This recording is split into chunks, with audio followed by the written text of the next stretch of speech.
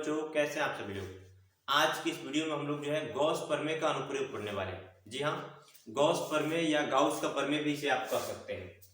जैसे कि यहाँ पे तीन जो अनुप्रयोग हैं गॉस का, ये बहुत ही इंपोर्टेंट अनुप्रयोग है क्योंकि यही बार बार एग्जाम में पूछा जाता है। पहला जो अनुप्रयोग है वह है अनंत लंबाई के एक समान आवेशित सीधे तार के निकट वैद्युत क्षेत्र की तीव्रता। मतलब कि हमें क्या करना है, गॉस प्रमेय का उपयोग करते हुए हमें एक अनंत लंबाई के एक समान आवेशित तार के निकट वैद्युत क्षेत्र की तीव्रता निकालना होता है। उसी तरह से जो है अनंत विस्तार के समतल आवेशित और चालक चादर के निकट वैद्युत क्षेत्र की तीव्रता निकालना होता है। मतलब कि एक समतल चादर होगा, उसके निकट वैद्युत क्षेत्र की तीव्रता आपको निकालने के लिए कह दिया जाएगा। गॉस प्रमेय का भी अनुप्रयोग किया जाएगा इसमें भी। इसमें कह रहा है कि एक समान रूप से आवेशित गोलीय कोष, एक गोलीय कोष होगा जो एक समान रूप से आवेशित होगा, उसके निकट वैद्युत क्षेत्र की तीव्रता निकालने के लिए कह देगा। गॉस प्रमेय का भी इसमें अनुप्रयोग करना पड़ेगा। तो ये तीनों ही जो है गॉस प्रमेय की सहायता से आपको वैद्युत क्षेत्र की तीव्रता निकालने के लिए कहा जाएगा। तो उसकी सहायता से वैद्युत क्षेत्र की तीव्रता निकालेंगे। हम इस वीडियो में जो है केवल अनंत लंबाई के एक समान आवेशित सीधे तार के निकट जो वैद्युत क्षेत्र की तीव्रता होगा उसको निकालेंगे। तो चलिए हम वह है अनंत लंबाई के एक समान आवेशित सीधे तार के निकट वैद्युत क्षेत्र की तीव्रता। मान लीजिए कि यहाँ पर जो है एक सीधा चालक तार है जो अनंत लंबाई का है। कैसा है? अनंत लंबाई का है। इस पर आवेश एक समान रूप से वितरित है। आवेश क्या है? एक समान रूप से वितरित है, फैला हुआ है। ठीक है, अच्छा, ये अनंत लंबाई का है तो ऊपर भी मान लीजिए और लंबाई इसका बढ़ेगा, नीचे भी इसका लंबाई बढ़ेगा, नीचे भी इसका लंबाई बढ़ेगा। अब हम क्या करेंगे? गाउस प्रमेय लगाएंगे। गाउस प्रमेय क्या होता है? गाउस प्रमेय हमेशा जो है एक बंद पृष्ठ के अंदर लागू होता है। तो हम यहाँ पे क्या करेंगे? एक गाउसियन पृष्ठ की रचना करेंगे। इसके चारों तरफ जो है एक गाउसियन पृष्ठ रचना करेंगे और वो जो गाउसियन पृष्ठ होगा वह गाउसियन पृष्ठ यहाँ पे बेलनाकार होगा। कैसा होगा? बेलनाकार। तो एक जो है मान लीजिए कि इसको हम मान लेते हैं कि ये जो छड़ है ये बेलन के बीच में है, ठीक है ना, और यहां से एक बेलन बना देते हैं जो गाउसियन पृष्ठ का काम करेगा। किसका काम करेगा? गाउसियन पृष्ठ की काम करेगा। ये एक बेलनाकार गाउसियन पृष्ठ है। कौन सा पृष्ठ है? लिख सकते हैं गॉसियन पृष्ठ या गाउसियन पृष्ठ, ठीक है ना, पृष्ठ। ये जो गाउसियन पृष्ठ बना है ये कितने तल का निर्माण कर रहा है? तो आप देखेंगे ध्यान से, ये जो है ये तीन पृष्ठों का निर्माण कर रहा है। एक ऊपर का पृष्ठ बन रहा है, एक नीचे का पृष्ठ बन रहा है और एक साइड से बन रहा है गोलाकार वक्राकार पृष्ठ बन रहा है, बेलन के जैसा है। एक ऊपर वाला, एक नीचे वाला और एक ये गोल वक्राकार बन रहा है, वक्राकार पृष्ठ। तो दो सपाट पृष्ठ है और एक वक्राकार पृष्ठ है। हम क्या करेंगे? ये जो आवेश है ये क्या इस पृष्ठ के अंदर बंद हो गया, तो आवेश क्या करेगा? अपने चारों तरफ विद्युत क्षेत्र उत्पन्न करेगा और ये विद्युत क्षेत्र रेखाएं क्या होंगी? इस पृष्ठ से होकर गुजरेंगी।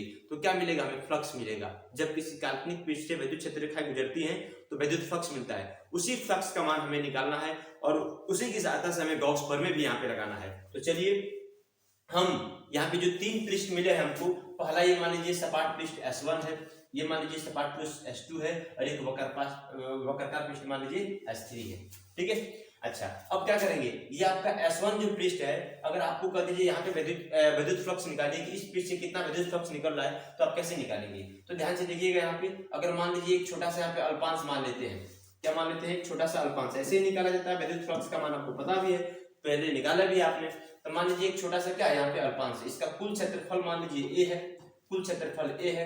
एक छोटा सा अल्पांश मान लीजिए जिसका क्षेत्रफल कितना है? DA है। इसकी दिशा क्या होगी? ठीक ऊपर की तरफ होगी। वेक्टर DA की दिशा ऊपर की तरफ होगी। वैद्युत क्षेत्र की दिशा किधर होगी? तो ये आवेश है, प्लस आवेश है, तो ये बाएं तरफ होगा, इस साइड में होगा। ठीक है, तो ये वैद्युत क्षेत्र E की दिशा हो गया।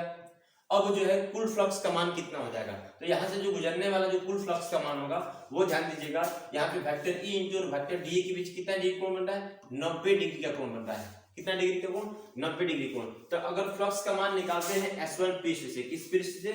S1 पृष्ठ से। ध्यान से देखिएगा, S1 पृष्ठ से विद्युत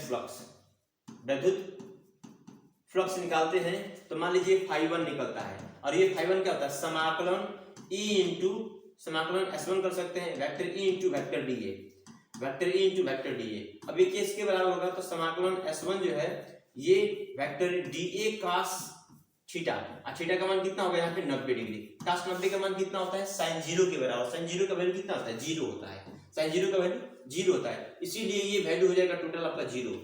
तो भाई S1 से जो निकलने वाला फ्लक्स है वो जीरो हो जाएगा। क्यों हो जाएगा?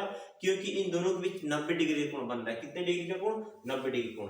उसी तरह से जो S2 पृष्ठ होगा इससे भी जो गुजरने वाला जो फ्लक्स का मान होगा वह भी जीरो हो जाएगा। क्योंकि अगर यहाँ पे अगर आप अल्पांश मान लेते हैं, ध्यान से देख लीजिए, अगर यहाँ पे एक अल्पांश मान लेते हैं, छोटा सा एक टुकड़ा मान लेते हैं जिसका क्षेत्रफल मान लीजिए कितना है, dA है। कितना क्षेत्रफल मान लेते हैं? dA। अच्छा, तो इससे गुजरने वाला फ्लक्स कितना हो जाएगा? तो भाई dA की दिशा इधर हो जाएगा, वैद्युत क्षेत्र की दिशा इधर होगा, इस बिंदु पर होगा। अच्छा, दोनों के बीच कितना डिग्री कोण बन रहा है? 90 डिग्री कोण बन रहा है। तो इसी तरह से हम बोल सकते हैं, इसी प्रकार S2 से फ्लक्स क्या होगा? phi2 जो है शून्य होगा। क्यों होगा? क्योंकि वेक्टर E तथा वेक्टर dA के बीच 90 डिग्री का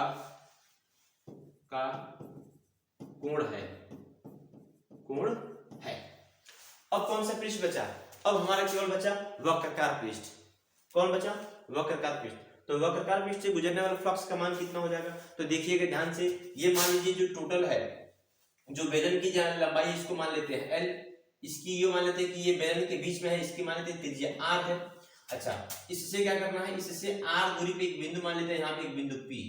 इस बिंदु P पर हमें वैद्युत क्षेत्र की तीव्रता E का मान निकालना है। यही करना था कि तार के निकट वैद्युत क्षेत्र की तीव्रता हमें E निकालना है। तो हम क्या करेंगे, जहां पे वैद्युत क्षेत्र की तीव्रता E निकालना है वक्रकार पृष्ठ पे, हम वहां पे एक छोटा सा अल्पांश मान लेंगे। क्या मान लेंगे? अल्पांश dA मान लेंगे। क्या मान लेंगे? अल्पांश dA। ठीक है ना, ये dA मान लीजिए। इस dA की दिशा क्या होगा? उसके ठीक लंबवत बाहर की ओर। तो बाहर की ओर दिशा हो गया, dA की दिशा हो गया। ठीक है। अच्छा, यहाँ पे वैद्युत क्षेत्र की दिशा, अगर प्लस आवेश है तो यहाँ पे अगर वैद्युत क्षेत्र की दिशा निकालने का प्रयास करते हैं तो उसकी दिशा किधर होगा? तो जो वैद्युत क्षेत्र की दिशा होगा वहां पे वो हो जाएगा उसी दिशा में, दोनों एक ही दिशा में होंगे। किस तरह होंगे? दोनों एक ही दिशा में। तो वेक्टर E की दिशा भी उधर ही होगा। यहाँ पे वेक्टर E और वेक्टर dA के बीच 0 डिग्री कोण बन रहा है, और जब 0 डिग्री कोण बनता है तो यहाँ पे कुछ ना कुछ फ्लक्स हमें मिलता है। केवल 0 कब होता है? मतलब कि फ्लक्स का मान 0 कब होता है? तो जब वेक्टर dA और वेक्टर E के बीच जब 90 डिग्री कोण बनता है तब फ्लक्स हमारा शून्य मिलता है। लेकिन जब वेक्टर E और वेक्टर dA के बीच अगर 0 डिग्री कोण बनता है तब हम फ्लक्स का मान 0 नहीं होता है, तब हमें फ्लक्स का मान मैक्सिमम मिलता है, अधिकतम मिलता है। तो हम क्या करेंगे, अब इस वक्रकार पृष्ठ से गुजरने वाला कुल फ्लक्स का मान निकालेंगे। तो चलिए अगले पेज में आते हैं। हम लिख सकते हैं S3 पृष्ठ से, ठीक है, आ जाते हैं यहाँ पे व्हाइट कलर से लिखते हैं, S3 पृष्ठ से गुजरने वाला कुल फ्लक्स, एक ही बार निकालते हैं कुल फ्लक्स कितना हो जाएगा? तो समाकलन के साथ देंगे F∅3 कितना हो जाएगा? समाकलन S3 मतलब पहचानने के लिए कि तीसरे पृष्ठ का निकाल रहे हैं, और vector E into vector DA formula होता है फ्लक्स का। अच्छा, अब हम क्या करेंगे, इस वेक्टर को हटाएंगे तो यहाँ पे मिलेगा हमारा समाकलन S3 vector E into dA cos theta. तो भाई ये वेक्टर हटा दीजिए और ये हो जाएगा हमारा dA cos 0 डिग्री, मिलेगा ना। 0 cos 0 डिग्री कितना हो जाएगा हमारा? यहाँ पे समाकलन हो जाएगा S3 E dA cos 0 का मान 1 हो जाएगा, तो हमारा इतना मिलेगा। अब समाकलन किसके साथ लगेगा? अब समाकलन का जो चिन्ह है वो dA के साथ लग जाएगा। किसके साथ लग जाएगा? dA के साथ।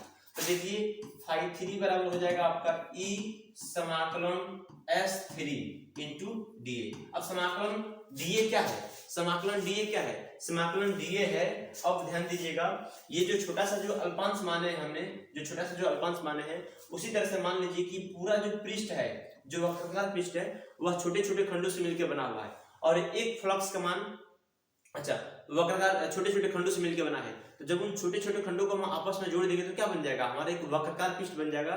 तो यहाँ पे जो समाकलन जो dA होगा वह इस बेलन के वक्रकार पृष्ठ क्षेत्रफल के बराबर होगा। कितना?